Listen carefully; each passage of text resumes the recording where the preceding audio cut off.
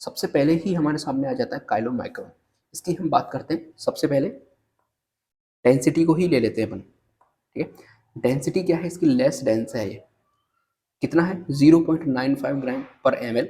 और डेंसिटी क्या है इसकी, लोएस्ट डेंसिटी है। ठीक है, यदि हम इसकी साइज की बात करते हैं, उसका डायमीटर रेंज कितना होता है, 100 से 1000 नैनोमीटर इसका डायमीटर होता है। तो इसकी साइज क्या होगी, इसकी लार्जेस्ट साइज हमें देखने के लिए मिल जाती है, यानी कि साइज के अंदर ये लार्जेस्ट होती है और डेंसिटी के अंदर ये लोएस्ट होती है।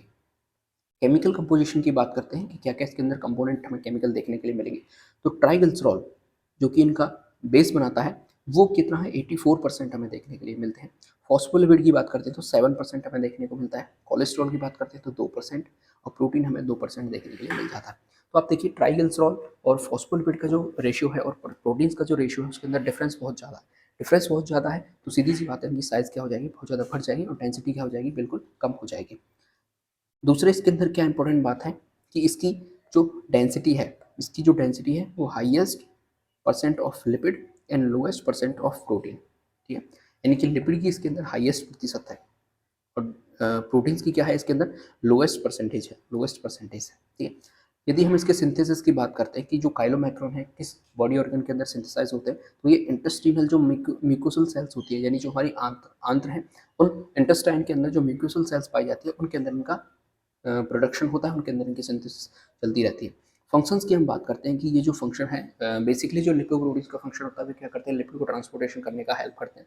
लेकिन यदि हम काइलोमाइक्रोन के फंक्शन की बात करते हैं, तो ये क्या करते हैं, ट्रांसपोर्ट डाइटरी लिपिड्स, ये डाइटरी लिपिड्स को ट्रांसपोर्ट करते हैं कहाँ से, गैस्ट्रो इंटेस्टिनल ट्रैक से लेके टिश्यू या फिर लीवर तक ये लेके जाते हैं। यानी कि इंटेस्टाइनल म्यूकोसल सेल के अंदर इनका प्रोडक्शन हो रहा है, तो ये यहाँ पे प्रोडक्ट प्रोड्यूस होंगे। उसके बाद यहाँ पे जो भी डाइटरी लिपिड्स होंगे, गैस्ट्रो इंटेस्टिनल ट्रैक के अंदर जितने भी डाइटरी लिपिड्स होंगे, उनको लेके कहाँ जाएंगे, टिश्यू के पास जहाँ उसकी नीड होगी, या फिर लीवर के पास उसको लेके जाएंगे।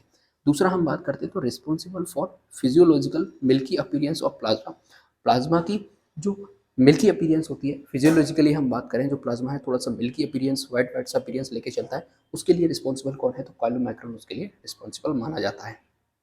यदि हम इसके स्ट्रक्चर की बात करें, तो आप देख लीजिए यहाँ पे हमें कितनी इसकी डेंसिटी दिखाई दे रही है। बीच के अंदर बिल्कुल भी हमें डेंस दिखाई नहीं दे रहा है, खुली खुली सी हमें चीज़ें दिखाई दे रही हैं। जैसे ये बीच के अंदर क्या है, ट्राइग्लिसराइड्स है, और एम्बेडेड एपोलिपोप्रोटीन्स हमें इसके अंदर धसी हुई अवस्था में पाए जा रहे हैं। और ये क्या है, फॉस्फोलिपिड है, जो कि किनारे से यानी इसकी कवरिंग बना रहे हैं, आउटर कवरिंग।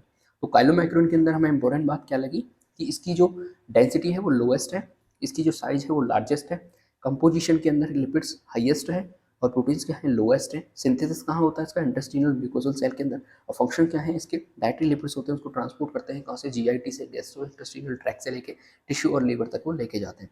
रिस्पॉन्सिबल किसके लिए है, जो प्लाज्मा की मिल्की अपीयरेंस होती है, फिजियोलॉजिकली जो प्लाज्मा हमें दिखाई देती है आंखों से, उसका मिल्की जो अपीयरेंस होता है वो किसकी वजह से होता है, काइलोमैक्रोन की वजह से होता है।